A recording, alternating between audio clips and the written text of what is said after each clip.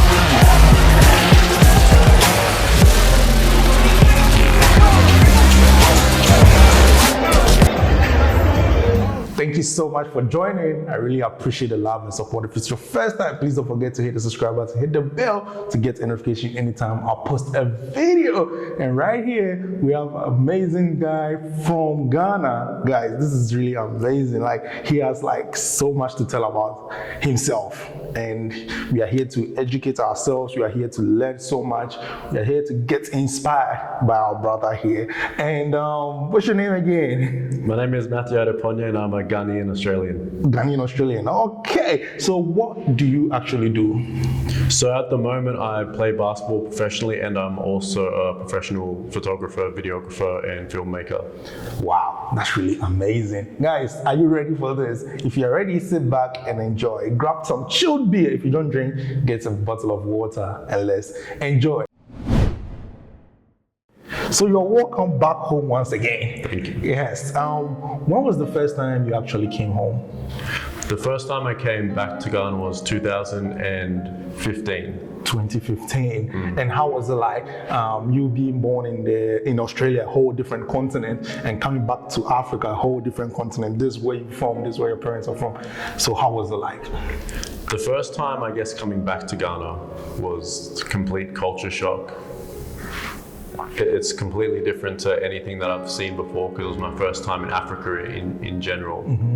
And you think you're going to fit in, but you kind of don't, but you kind of do. People don't know where you're from. But just seeing the pace of life and everything, it was like the first day of school. You know, you have a lot to learn, a lot of family to meet. A lot of people have a lot of questions. Why does it take so long? You know, what are you doing here? What's your intentions? What do you do? Who are you? But I think it was, you know, it was very humbling as well because my first trip, I didn't come to Accra. I only went to the village and I just stayed out there for close to 2 months. Which part of Ghana was that? That was in Volta region. Volta region, okay. I guess that's where you're from. All right, okay. So is it your mom or your dad that's from the Volta? My dad is from there and my mum is Dutch. I was just born in Australia not by accident, but that's just where they were living at the time. But I'm not Australian by blood. Oh, he's from different race though. All right, so you first touching your foot into Ghana, going back to the village, meeting with your people and having the connection. How did you feel first time flying? Like, what was the conception like? You know how they preach Africa to Europeans, to Australia, and then other parts of the world. What was the conception like? Like, you had a culture shock. So what was going through your mind when you got on the plane and when you came out of the plane here?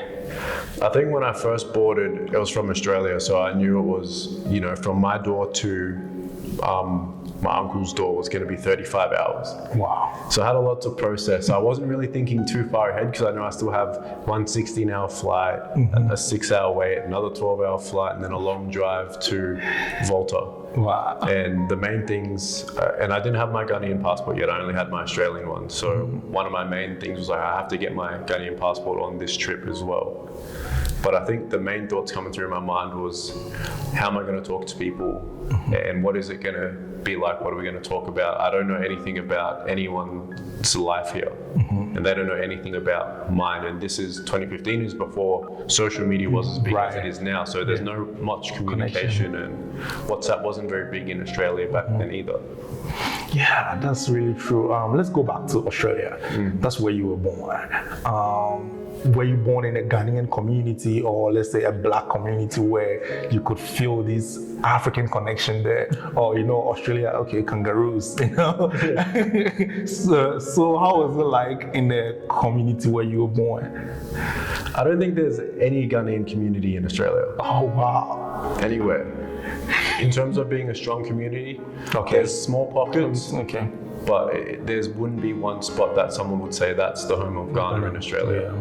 So where I was born was on the west side of Australia in a city called Perth, in a suburb called Subiaco. I guess for context of Australia, less than 3% of the population now is Indigenous Australians, Aboriginal and Torres Strait Islander people. They make up less than 3% of Australia. So the fact that there would even be a Ghanaian community is 0%. Yeah, right. So where I grew up, predominantly European, Australian descent people who are all white. Primary school, me and my sister are the only black kids. High school, pretty much similar. So it's a very different experience because you're always like, I guess metaphorically, black sheep. Yeah. Whether it's with family who I'm only at this stage exposed to my mother's side, who is all Dutch. So all their family is obviously white besides me and my sister. Okay. So it's like, you don't blend in. And my mum and my father separated when I was young, before I was old enough to remember meeting my dad. Wow. So my whole life I had only been raised by my mother, and same with my sister. So we are the only black people we see consistently at this stage in our life. Until we moved to the next city and we went to a school that was predominantly Indigenous Australians and Torres Strait Islander people who, we would get mistaken for now. So it wasn't that, hey, you go with the African kids. It's like, no, you go with the Indigenous Australian kids and figure it out. So they would all hang out, and then all the white kids would kind of hang out and do their thing as well. So it's a very, very different way. Yeah, sure, it's privileged, but you experience different things in terms of segregation and racism to an extent. You're not free. Financially, sure, you can have more opportunities to make money, but to live your life, it's very, very different growing up in Australia. Every store you walk into, if you have a backpack on, it'll get searched. You'll get watched the whole time you're in the store in case you're going to steal something. Everyone thinks you have no money. Wow, this is so deep. Like, it's deep. Let me just take you back again. When your parents separated, and you finding all ways and means to get back to your your father, and finding your roots to Africa. That's really deep. How did you do that? So I didn't talk to him until I was 19. Wow. So you fast forward some years now from childhood, you go through high school, same kind of deal. You just navigate. And I think that's a part of who I am now. You have to be creative to navigate a Western country, predominantly white country, as a black person. Doesn't matter what race, African, Australian, American. You still have to be creative in your approach to life, or you're not going to make it. You'll find the roadblocks. And this was a curiosity that I guess had been building for a long time. And now, the internet's slowly becoming accessible. I can learn about Ghana on Google. I can learn about, what I think is happening, and who knows, because I haven't seen it with my own eyes, but I know a little bit now. But it's also a stigma in Australia to talk about being where you're from if it's not somewhere rich. So you get teased from being from Africa. So it's not something you really want to lead with when you're a kid, because you're just going to get bullied at school. At this stage, the only video you see of Africa is UNICEF. Kids, hungry kids, and famine, third world countries. That's all they're showing. Talk about. They're not showing anything else. So it's very, very hard for people who are also in that environment to respect your culture and where you're from. So it just has to come, within a little bit. And then I was curious, He is more than curious. You're so strong. Right. Yes, Yeah. in the animal kingdom, you'll be a lion. Because it's not easy to come out all the way. Like, this is like you're traveling like around the globe to come to Africa. So you're trying to look for your dad who is from Africa, and you went all around the globe to find him. That's really strong. Because he's there, right? And then once I started having a little bit of relationship with him, all I wanted to do from that point is, I have to go to Ghana. Right. I have to go, and it took me a long time because once I finished high school, I got a scholarship to play basketball in the USA. Wow. So I went in and I did that because it's free university. I'm going. Yeah. Middle of nowhere, Kentucky, but I was aware of, how hard it can be to navigate the mid-South America. You see the Confederate flags, you see like all the redneck things and people getting shot, and you're seeing guns for the first time. Pretty overwhelming. Yeah, it's true. And your coaches there are trying to help you be like, hey, if you're in trouble one night, don't try and knock on someone's door. They might try to think you're going to rob them. So it's hard. You navigate that, and then you come back to Australia, and Australia seems a little bit easier. Then you just get stuck in this cycle of, if you want to be a professional athlete, it's going to take your whole life. And at that point, I didn't have 1 to 2 months, which how much I wanted to come to Ghana, and that's how much I felt I needed. I didn't have that time because I'm playing basketball all year now. Wow. It's now my job. And I was very proud to have put in a whole lifetime of work to get to that point. Like 0.05% of people make $1 playing, let alone do it for a job. So once I got to that point, I'm like, I can't let this go right now. I just work my whole life. I'll get to Ghana when I get there. And that took me to Australian leagues, to, where I live in Australia, hot, similar to Ghana, in the tropics, 30 degrees all day. Go from that to Norway, -30 in the snow. Spain, Portugal, Denmark, I saw you in Malta, China. been to China, Malaysia, Indonesia, like all these different places that we've got to go through basketball. Very, very grateful to learn all these other cultures at this stage besides my own. Your own culture. But it makes you more curious because you're learning how a lot of other cultures live, and you're not just going on a holiday, you're living there in a basketball season. You're spending 8 months there.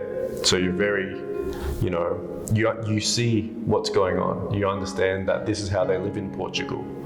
This is what they eat. This is, what times they eat. It's very late. Dinner at 10, 11 p.m. I'm not used to that. You figure it out.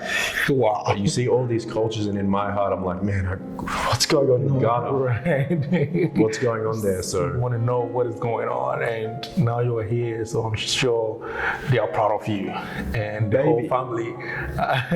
Maybe one day. Definitely. And shout outs to your sister too. She's Rahel, right? Yeah, shout outs to her, and hopefully she will join you soon to look around. I'll bring her. You definitely have to. Let's talk about your career.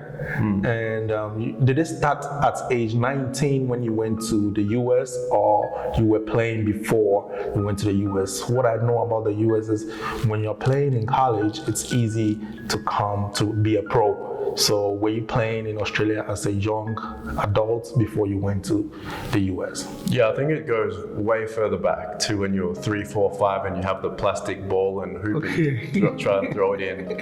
I think for someone who's not tall for basketball standards, you have to play your whole life. It's very rare to pick it up late and have success unless you're 6'10", 7 foot big guys. So for me, making that first paycheck I made was my whole life's work.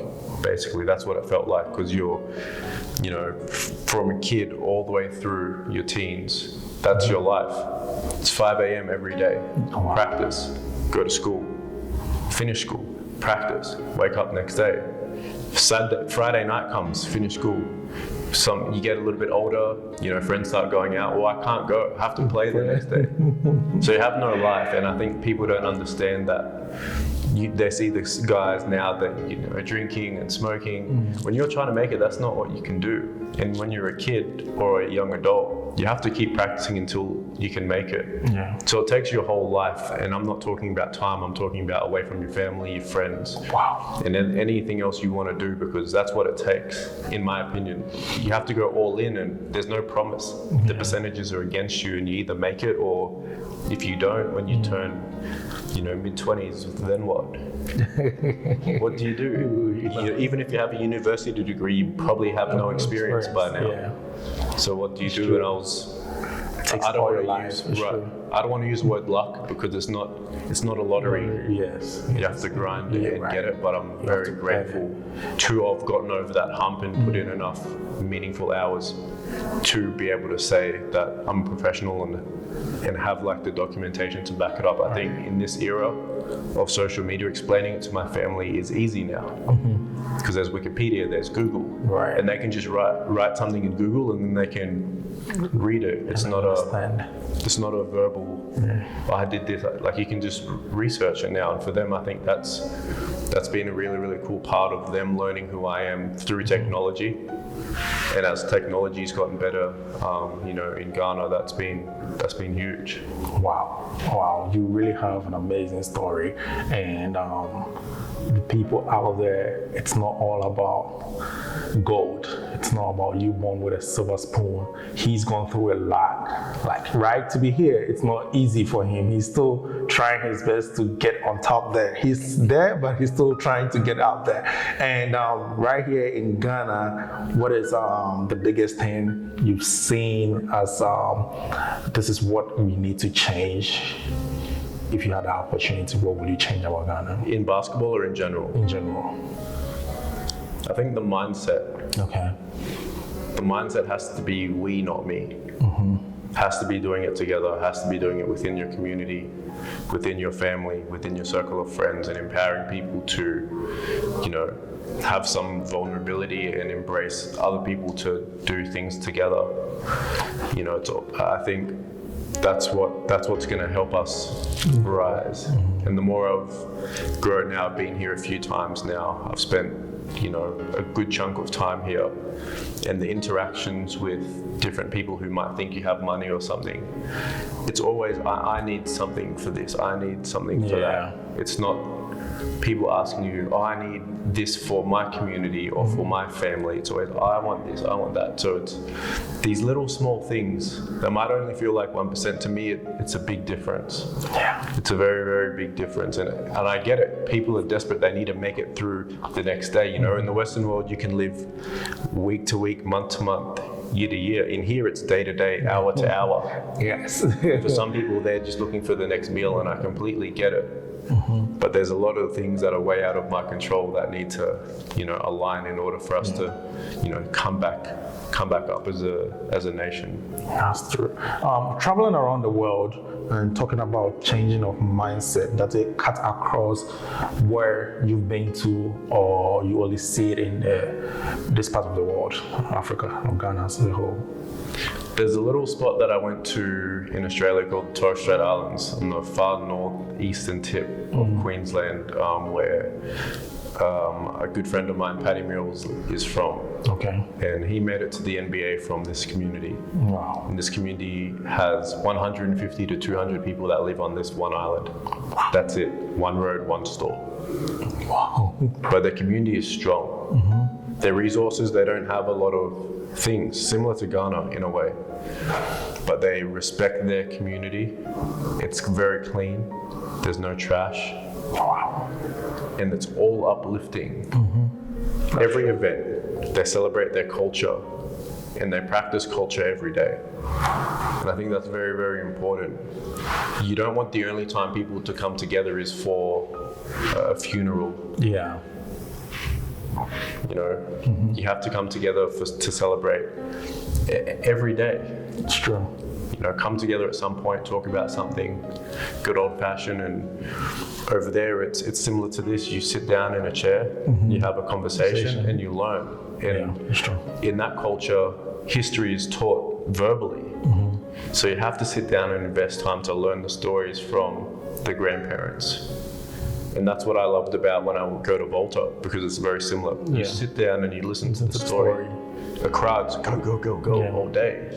That's so true. So one advice I'll give to everyone that will come to Africa or Ghana, to be precise, please do visit the villages. That's where you actually hear the story. Because if you want to be in Accra, you just have a little bit of the story. If you want in-depth of every story of a community, you need to be in the villages. That's where you get the story. And that's so true. So if you're out there coming out to Africa, please visit old people, elderly people in the communities. That's where they're going to tell you the story of Ghana or Africa as a whole. So let's go back to filmmaking. How did it all start, like from basketball to filmmaking, or basketball stroke filmmaking? How are you doing that? I think it just goes back to being raised as like a Ghanaian in Australia. You always have to have something. And The Ghanaian in here. when I got here, I realized like you can't just do one thing. It doesn't matter what you do. You need to have different things.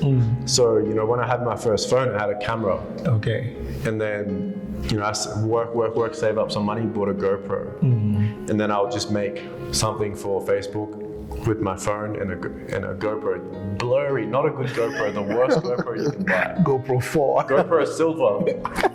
It's trash. That's trash. It's so true. It's so old. Trash. Making blurry videos, but people are like, oh man, this is cool. I'm like, you're watching this? So it was nothing. And then, fast forward and I got to Europe. My first paycheck, I brought a proper camera because I knew I liked it a little bit, but I wanted something to take me out of the house. Yeah. You have to think like where I was raised in Cairns, it's very similar temperatures to Accra, hot all year. Wow. You move to Europe and basketball is a winter season. That's the highest it gets some days is 4, and then it gets in the negatives. And being from somewhere tropical, so I'm just gonna lay in bed all day. It's cold. I'm not going outside. So I brought this camera for something to be like, all right, on every off day or every afternoon I don't train, I'm gonna take this thing, go outside and try and make something. Oh, so it wasn't about filming your journey through Europe. It was process and it was coping. And you have to think a lot of these years in Europe, I was by myself, like no girlfriend, no partner, no friends. So you have to think, right, all these years, your formative years in your 20s, and you're there by yourself, no girlfriend, no partner, no friends, you're in foreign countries, all your teammates speak one language and you speak a different language. It's very lonely. They can speak a little bit of English, sure, but sometimes, for the most part, the coach is coaching in a foreign language. You can go some days in Europe not speaking one word of English. wow. Because you learn a little bit of their language, so you might say hello to them in their language, how are you? And you might order in the language, and you might spend a few days not talking to anyone. Different time zones, so your friends are awake when you're asleep, and you go through. So it is very lonely. So I needed something, and that for me was going to be a camera because I can pick it up and I can put it in my bag and I can go and do something for yourself. That's so true. Wow. About filmmaking, and I was watching some parts of what you did on social media. Do you have a large, are you big on filmmaking, or you trying to make it big? I want to know that. I think my goal was always just to make things that were interesting to me. It's never been about, can I make a Hollywood movie or can I go viral? Just like, well, I find that interesting, so I'm just going to make something. And then I'm going to post it, and whatever you feel about it it's not up to me. If you like it, great. If you don't, cool. I just make stuff for me. And I think that's what it comes back to. I want to tell this person's story, so I'm going to go and try and do it. I like diving underwater, so I'm going to try and take some photos. Wow, that comes to diving. Are you a professional diver? No. But you're always in the water.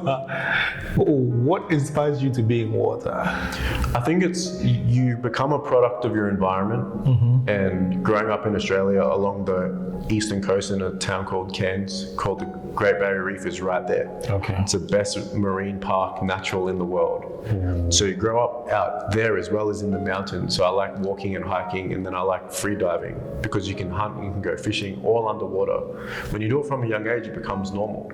Wow. People here are, there's snakes, there's spiders, there's all these things in Australia. But Australia, you see a lot of them. You do, and they're right, they're there. But when you're raised around them, you're not worried. It's like if you're a baby and you're used to what's around you, you get used to it. Yeah. So all these things, you're like, I know that snake, I know the mannerisms of this snake. If it's upset, I'm gonna go. Yeah. If it's just chilling, then cool, I'll just keep going. Yeah.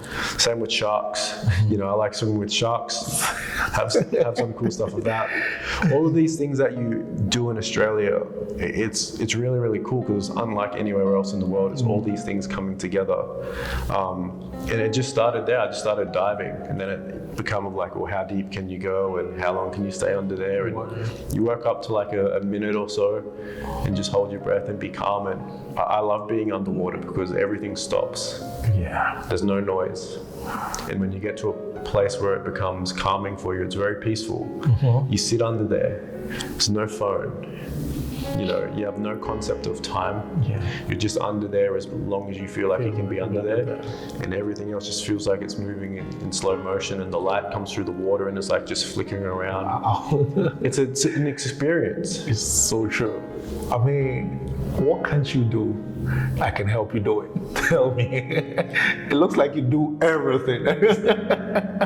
Can't dance. If you can teach me some dances, we'll be good. Okay, all right. I'm not good at dancing, so if you're out there, you can teach me. But me, no. All right. Back to filmmaking. Have you achieved some goals in your filmmaking in Australia and Europe? Yeah, I think so. And what are they?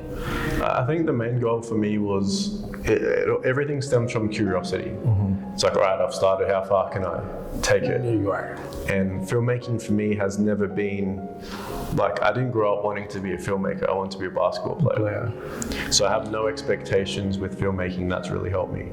Because if someone took it away from me now, I'd be like, all right, I'll find the next thing. But if someone took basketball away, I'd fight you. You know, it's completely different. It's a different level of love and a different level of time put in as well. But filmmaking for me, it's just always been about, well, what else can I make? Can I make a documentary? Can I be published in big publications? Can I have people maybe say one day that, oh, you're actually a better creator than you are basketball?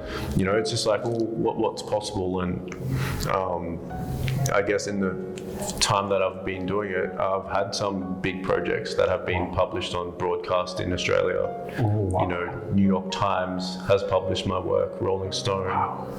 Like pretty big publications that are known around the place. Have another film coming out end of the year in Australia. You know, I've been to a World Cup for basketball. I've worked in Olympic Games campaign.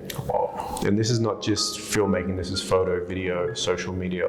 The end product sometimes is a documentary, but that's not always a thing. Wow. I mean, whatever you're saying right now, I feel like we humans shouldn't be limited. We are supposed to be versatile and do all things. We shouldn't be limited to one thing. You were passionate about basketball, you achieved it. You were passionate about swimming, you achieved it. You were passionate about filmmaking, you achieved it. And you're actually doing everything. If you had the voice to say one thing to inspire everyone, what would it be? I think you have to just be proud of who you are and what's possible. You know, that's what it all comes back to for me. Wow. And I've been around a lot of people, you know, I don't feel like I do everything great. I feel like I do a lot of things okay, because the people that I look up to are, you know, levels above. They've been further in basketball, they've made better films. I've just compounded a lot of things and turned that into my life, and over time I've become more and more proud of who I am. And I think when you embrace that, you can do special things. But in a world that's cancel culture and everyone's trying to tear you down, it's hard to put what you actually want to do out there because you're scared of what's going to be said to you. You know, so you have to be proud of who you are, and you have to be accepting of yourself and being kind to yourself and be like, I want to do that, and it's okay that the next person doesn't. Otherwise, you're not going to get there. It's like one of my favorite sayings, if you don't believe in yourself, like you can't expect anyone else to. You have to do that. So it's like all of this comes back to being proud of who you are and what you represent. Amazing. Wow. That's really so true. If you don't believe in yourself, how do you expect others to believe in you? Yes, now let's come back to Ghana. You've been in Ghana back and forth since 2015. And I don't know when you want to settle in Ghana or you really want to settle in Ghana. What is your main goal for Ghana and for Ghanaians? I think I want to show people that it's possible to, be Ghanaian and be proud and exist in two different worlds, in two different fields, and whatever it is you want to do. So like I've definitely made a big focus on, I joined TikTok this year. And I've been making a lot of only Ghanaian content. Wow. That's all I make on there. Well, thank you so much. That's all I make. And I think so it's much. like, it's not just me here, but all of my content is Ghanaian because I am Ghanaian. Yeah. Doesn't matter if I'm here or not, it's still Ghanaian content. Yeah. And I want to try and show that while I'm not where I want to be, I'm pushing to get there. And like that's one of my biggest things. I want people to like always thrive and feel like anything's possible. I know there's a lot of barriers here, but you still have to live life with the optimism and a work ethic that you can do things, because people do make it out of here. You have to think like 10 years ago, 20 years ago, Burna Boy was someone else. Right. Now he's selling out everything. Yeah. Nigerian guy. Ghana soccer team, same thing. 10 years ago, they might not have been in that position they're in. Like it is possible. And I think you always have to believe that. The beauty of doing that is not the outcome. It's what you learn on the way. Because whether you get there or not, you're in a better position for the next opportunity. Yeah. That's sport for me, that's being Ghanaian for me, and that's growing up in Australia for me. It's like I've had to push through so many things that doesn't matter what I do, I know I can do it because I've conquered many things. And you can do that here because there's more things to conquer. Yeah. That's where you learn, that's where you get better as a person. If you're pointing the finger all the time or it's always too hard and you have a negative approach, you're always going to have this. You have to be kind to yourself here in your own head first. Then you have to believe things are possible. Then you just have to apply yourself and trust that whether it's what you want to do or not, something good is going to happen for you somewhere. Yeah. And you'll be prepared and more ready than the next person because of what you've been through. Wow. And I try and share that just in what I've done with my life. I try and just put it out. I don't care if someone likes it or not, I just make it. That's so smart. Like, you're so smart. You're really smart. You started your businesses in Ghana. Do you have like ideas you want to share with Ghanaians? Do you want to improve certain things about Ghana and Ghanaian youth? And what is the goal for Ghana as well? I think there's a big opportunity right now, and I know this sounds crazy because the city is bad. Yeah. So I know it sounds crazy to say there's an opportunity, but you have to think, what can we build here that we can get paid in dollars for? And this is something that is very, very good for the younger generation who can find money from digital social media platforms, YouTube, TikTok, Instagram. If you can build a platform, you can get paid in dollars. Right. And that's an advantage if you can find a way to do that. Because now you're coming in and you can do more with your dollar here. And it brings more into the economy. You're bringing in. And for me, social media is whatever, I'm lucky enough and very fortunate enough to live in two places. I can come here or I can go to Australia.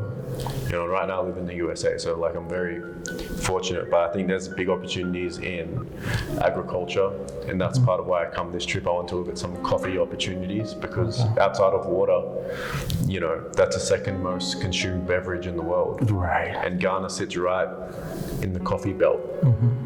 So it's a good opportunity to explore. And so I'm researching that right now. I'm looking at corn as well. There's so many things for me that I find interesting because I see what happens outside of Ghana too. Yes. But like social media for me, if I lived in Ghana right now and I was 18, I'd be putting everything into trying to build a platform or trying to do something in the tech space, whether that's freelancing, if I can learn how to do coding, websites, anything digital that I can get paid in dollars for to save up some money. So once you come out of the downturn in the economy, you're ready for the opportunity. Right. You're not waiting on the city to get better. You're building something for yourself and your family and your community in a currency that right now can help more. Sadly. So I think like a lot of people, I see YouTube vloggers now. I see people with 1 million followers on TikTok. I see people big on Instagram. I see kids on TikTok coding who can code. Right. Self-taught. And all of this stuff, how to build something, is on YouTube. You can learn for free. Yes. As long as you can have some MTN data or something, some Wi-Fi, you can learn how to do anything in the digital space. So for the next generation who's very tech savvy, that's where I'd be. If I was younger, I'd be in that space. Because you can change your life right now. Guys, we've had so much to talk about. I hope I've asked everything, but I still have more to ask. And if you want to follow him on Instagram, TikTok, he's going to show you videos about Ghana, amazing videos. That's actually where I found him, and I got so interested in his stories, and I wanted him to be on the channel, and he's right now showing us. So if you want to follow him on TikTok, it's Mahameru Adekponya, and same on Instagram, everywhere. So guys, he's going to tell you so much stories. Are you getting on YouTube soon? That's you. Okay, after this interview, he's going to be on YouTube. So guys, don't worry. We're going to bring you so much on YouTube from his channel as well. Yes, now we talk about Ghana. The main motive of being back in Ghana. You have business ideas. Are you going to be working with the youth? Because so many of us growing up was all about thinking of being in Europe, being in America, trying to get greener pastures.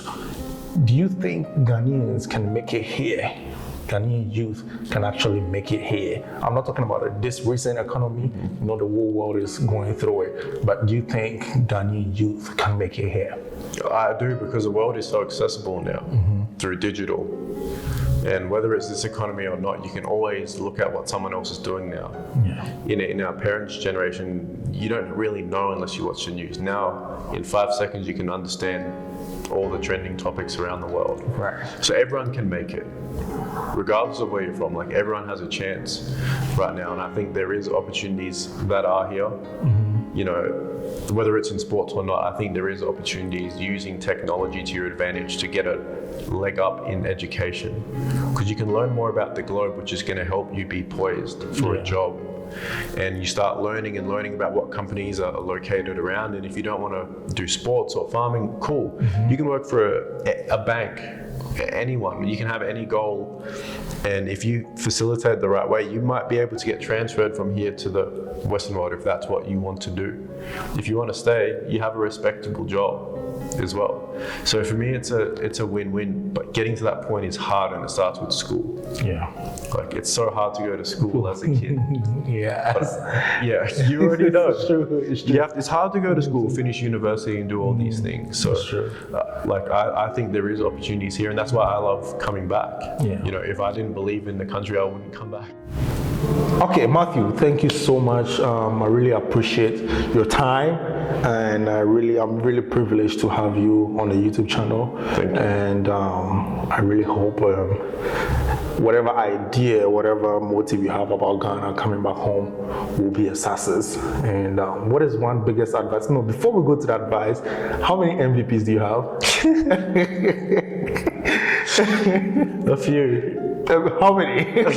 I don't know for sure, but I have a few. Since you started your career? Yeah. Or being a pro? Both. Oh, wow. Okay, so what is one biggest advice you give to the youth out there, especially the youth of Ghana? What is one advice? I think assessing where you are and starting in whatever you want to do, and start with whatever you have. That's the best key. Where you are, where you are, starting wherever you are, and use whatever you have. Wow. Because we are some of the most resourceful people in the world, naturally creative. You see things and inventions and things that you've never seen anywhere in the world here in Ghana, because people have found a way. So you have to embrace that and be like, I want to do this. This is what I have. So I'm going to start with this, and then build small, build until we get there. Like, that's it. All right, thank you so much for watching. I hope you learned something new. You were educated today. You got inspired today. Wherever you are, please go ahead and subscribe to the YouTube channel and follow Matthew on all social platforms. He's really an amazing guy. He will keep you smiling watching all his videos. So guys, if you're out there, please don't forget to hit the subscribe button, hit the bell to get a notification anytime I post a video. I'm going to see you guys on the other side. Peace out. So that's it. That's dope. Yeah.